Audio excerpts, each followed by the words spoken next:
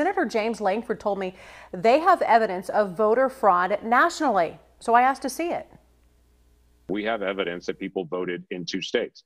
We have evidence that some individuals registered to vote and then voted after they died. As for evidence, he pointed me here to a database that includes 14 people who were convicted of election fraud this year. What I hear frequently from people is that kind of stuff's been happening for years. My statement is that's true. When do we stop it? Many of the cases in this database were for past elections, and there weren't nearly enough examples listed to overcome the hundreds of thousands of votes Joe Biden won by in key battleground states. Is it enough to overturn the election?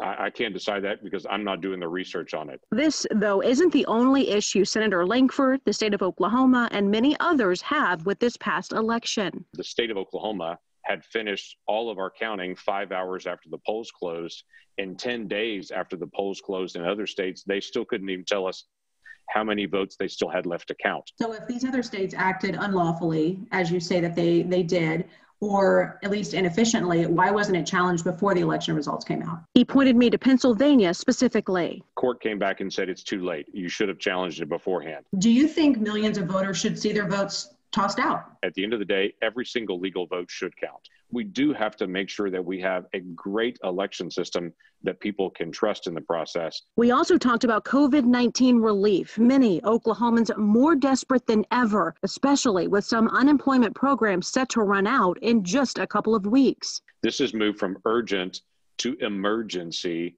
by the time we get to the end of this month. With so many hurting, especially here in our state, why has there not been another bill?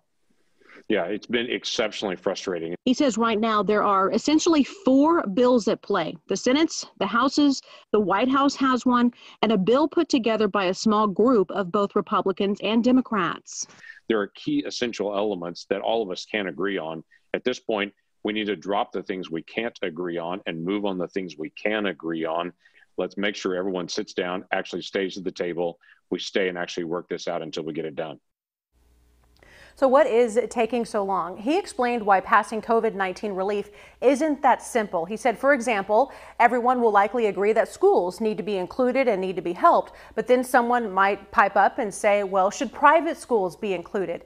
Those discussions, albeit very important, really slow down the process and the discussion and the language in the bill. So they have to get into the nitty-gritty, and that's what's taking so long. However, he says they should have something put together and hopefully passed by next week. We'll keep you posted.